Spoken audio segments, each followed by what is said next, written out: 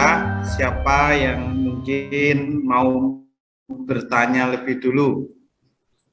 Izin bertanya, Pak. Ya, monggo Pak. Langsung aja Pak. Dari mana Pak? Dengan Bapak siapa? Perkenalkan, saya Rizal. Saat ini saya domisili di Sumeneb, dosen di Universitas Wiraraja. Iya Pak, pertanyaannya Pak. Iya. Saya dari tadi menyimak belum ada tentang pengadaan bibit porangnya, Pak.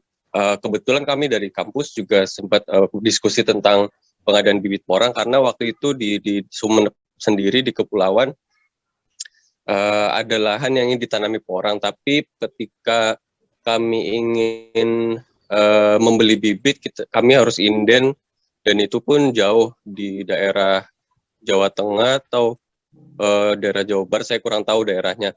Tapi yang jelas kami harus inden dulu menunggu pesanan sebelumnya. Nah, itu bagaimana tanggapan dari KPIS tentang pengadaan benih untuk anggotanya? Terima kasih. Baik, terima kasih Pak Rizal dari Sumeneb. Monggo langsung dijawab langsung Pak Bambang. Ya, terkait dengan pembibitan, mungkin Mas di sini di pengurus ada petani yang sudah berpengalaman nih, Mas Chandra maupun Mas Haris, silakan bisa dibantu Mas. Pak Chandra, monggo Pak Chandra. Ya. Assalamualaikum warahmatullahi wabarakatuh. Terima kasih waktunya Mas Yanto. Alhamdulillah wa syukurillah kita masih diberi kesempatan berjumpa di Zoom meeting ini. Langsung saya jawab tadi Pak dosen yang dari Sumeneb untuk terkait bibit Pak Rizal. Iya Pak Rizal. Terkait bibit bisa kami bantu melalui admin KPIS Pak. Nanti kebutuhannya ya, berapa? Assalamualaikum. Halo Pak. Lagi Pak. Iya, mohon izin Pak. Monggo dilanjut Pak Chandra.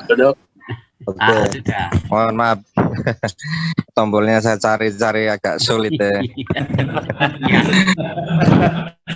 Petani itu kadang pegang HP agak bingung, jarang pegang HP di sawah terus Pak ini Pak. Jadi ketersediaan bibit kami pastikan ready stok, butuh berapapun tonasenya kami siap. Silahkan menghubungi admin KPIS, kebutuhannya berapa ton atau berapa kuintal, kita sediakan insya Allah sesuai spek dan sesuai kita ada jaminan kualitas. Serta bila diperlukan pendampingan, insya Allah bisa kami bantu semaksimal mungkin demi kemajuan petani yang ada di Sumeneb. Gitu. Mungkin cukup sekian dari saya, Mas Rizal, Pak dosen dari Sumeneb. Ini Pak Bambang. Ya Pak, dari mana Pak? Dari Palu Pak. Dari Bengkulu Pak Bambang. Assalamualaikum. Dari Palu Pak. Dulu yang mana dulu? Bengkulu mana nih tadi? Bengkulu ya, Bengkulu ya, Bengkulu dulu ya Pak. Ya. Oke. Pak, dengan Pak siapa Pak? Assalamualaikum Pak Bambang. Waalaikumsalam warahmatullahi wabarakatuh. Pak Bambang, saya sudah menyimak semua. Harapan kami yang mungkin yang sudah menjadi anggota KPIS ini untuk Bengkulu, Provinsi Bengkulu, perkembangan untuk penanaman ini sudah sangat begitu eksis ya Pak Bambang ya. Jadi harapan kami untuk bisa dipayungi untuk pembuatan industrinya Pak, pabrik porangnya. Harapan masukan gambaran dari Pak Bambang untuk Bengkulu ya Pak. Ya. Mohon petunjuknya dari Pak Bambang maupun Pak Widodo, Pak Chandra. Terima kasih Pak, itu aja Pak pertanyaan saya Pak untuk. Baik Pak, terima kasih yang dari Bapak Bengkulu. Monggo Pak Bambang, langsung Pak. Ya, terima kasih Pak Supriyadi. Yes, Pak, sebentar Pak ya, kita satu-satu dulu. Pak Supriyadi, apa namanya? Itu Bapak di sana sudah ini Pak, sudah banyak Pak para para petani porang. Sudah Pak, sudah di Bengkulu ini yang terbawah di bawah kita ini agrotani porang Bengkulu aja untuk realisasi anggotanya kurang lebih 120 hektar Pak untuk beberapa kabupaten Pak ya. Terus kita mentargetkan untuk teman-teman di agrotani Porang Bengkulu itu kurang lebih di 500 hektar lah untuk tahun musim ini lah Pak. Jadi kita memprioritaskan, kalau bibit kayaknya tidak menjadi problem, bibit tidak jadi problem. Yang diharapkan untuk hasil panen musim tahun depan ini kita udah bisa dari KPIS kira-kira memberikan satu gambaran untuk bisa merangkul yang di sini untuk membangun satu pabrik porang chip minimalnya, Pak. Itu Pak Bambang. Oke, Pak, mohon ini Pak, ini seperti pertanyaan yang disampaikan ke saya dari Kalimantan Selatan dan Sulawesi Selatan, Pak. Itu juga beliau japri ke saya itu saya sampaikan adalah pertama saya minta data paling enggak inilah gambaran kasarnya juga boleh untuk para petani porang yang ada Pak. Satu itu. Yang kedua, kalau memang serius untuk membangun industri porang di sana, ya, Pak. Karena memang kita polanya ini Pak, kami tidak membangun industrinya bukan industri besar sekali di satu titik enggak. Kita sebar ke beberapa tempat di mana di situ lahan porang itu melimpah, ya kita akan bangun satu industri di situ. Jadi semacam seperti perusahaan PTPN Pak. PTPN itu kan di mana di situ banyak lahan tebu, makanya PTPN ya mungkin karena ini PTPN zaman dulu ya mendapatkan warisan dari Belanda ada pabrik tebu, atau kalau yang lain juga PTM misalkan PTPN yang di sawit di luar Jawa ini kan juga sama itu bentuknya. Jadi di mana ada lahan sawit besar di situ maka akan dibangunkan sebuah industri. Karena kalau petaninya atau lahan porangnya di sana masih terbatas, Pak, itu nanti secara ekonomis pembangunan pabrik itu enggak visible. Nah, cuman memang di Sulawesi Selatan ini Prof. Rahman Rahim meyakinkan kepada saya bahwasanya Menteri Pertanian ini dulu pasca beliau menjabat sebagai gubernur, beliau ini ketemu dengan Prof. Rahman, terus waktu itu beliau sebagai rektor UM Makassar kan, nah, beliau nyampaikan, Prof, saya nganggur nih, apa yang bisa saya berikan kepada Muhammadiyah? Kebetulan kami dari keluarga Muhammadiyah. Nah, makanya ya udah diangkat aja jadi dosen tetap. Nah, ini kata Prof. Rahman ini ke saya, ya Pak Bang, saya tolong dibuatkan sebuah konsep untuk pengembangan porang di Sulawesi Selatan. Nanti saya akan minta backup oleh Pak Menteri Pertanian. Kebetulan itu kan dosen kita juga. Itu kira-kira Pak dialog yang muncul di situ. Nah, ini mungkin akan muncul juga kasuistik seperti ini di beberapa daerah, yang mana dalam membangun sebuah industri itu yang pasti harus ada jaminan suplai bahan baku, Pak. Nah, nanti silakan Pak Supriyadi bisa buat database, Pak, untuk para petaninya, Pak. Nah, gitu, Pak Supriyadi. Baik Pak Bambang. Ya, silakan Mas. Ya, perlu dipahami Pak Supriyadi, KPIS pada prinsipnya akan terus membantu para petani untuk lahirnya pabrik. Salah satu syaratnya bahwasanya para petani diharapkan menjadi anggota Koperasi Porang Indonesia Sejahtera. Dengan bergabungnya para petani menjadi anggota Koperasi Porang Indonesia Sejahtera, secara otomatis keinginan KPIS untuk mendirikan pabrik, yang pertama saham otomatis mayoritas dipegang KPIS, selebihnya akan kita tawarkan pada para petani.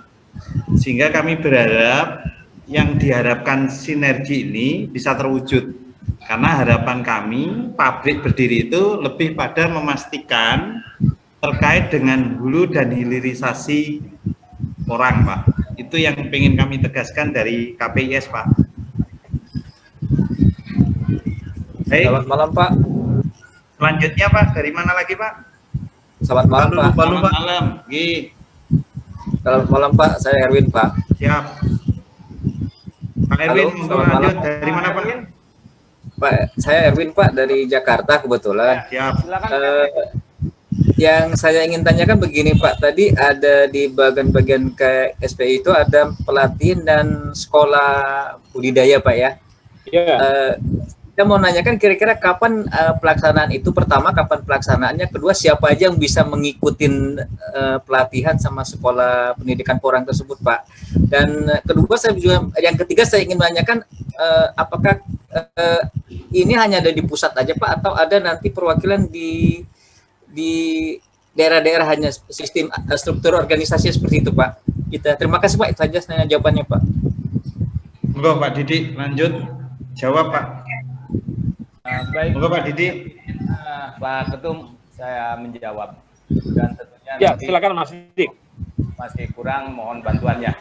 Untuk Sekolah Porang Indonesia sendiri, insya Allah kita lagi mapping untuk program-program yang tentunya diprioritaskan. Yang pertama tadi, siapa aja yang bisa ikut di Sekolah Porang Indonesia. Namanya sekolah ya, tapi bentuknya ya seperti pelatihan, training gitu ya. Yang pertama tentunya bagi mereka calon petani atau petani pemula, baik yang baru mau niat bertani porang, atau misalnya sudah bertani porang tapi hanya beberapa bulan atau beberapa tahun sebelum panen ya. Nah, itu untuk memperdalam, tentunya di sini nanti insya Allah akan di sistem kelas ya.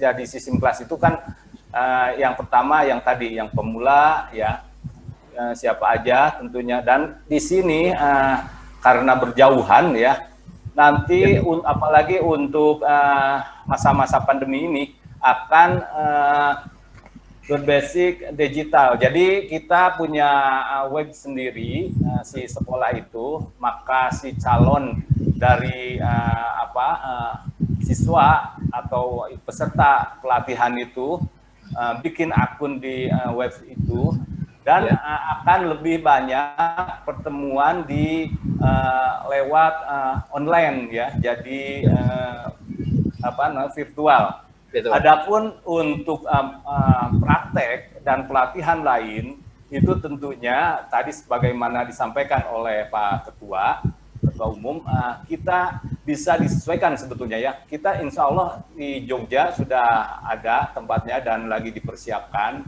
Tadinya kami berharap pas begitu besok pasca panen ya, kan tentunya September, Oktober, Desember itu ya itu masa panen, masa tanam gitu ya. Kita sudah mulai gitu ya, itu udah praktek tanam. Nah, hanya tentunya insya Allah nanti secepat mungkin kami akan informasikan yang untuk di daerah-daerah sebagaimana program dari KPS itu sendiri. Nanti pusat memang di Surabaya ya. Tapi di tiap daerah, apalagi nanti di situ sudah banyak untuk lahan yang sudah ditanami porang, ya ini sangat membantu untuk berdirinya atau untuk ditunjuk sebagai wilayah atau cabang dari Koperasi Porang Indonesia. Gitu. Jadi nanti untuk pelatihannya juga tidak harus dipusatkan di Jogja atau di Surabaya atau di daerah Madiun ya, atau di Bojonegoro atau daerah Jawa Timur saja. Tapi di mana si siswa itu berada dan di situ sudah ada Koperasi Porang Indonesia akan dilakukan di situ. Itu untuk efisiensi waktu dan tentunya biaya ya. Iya, gitu. Jadi syarat utama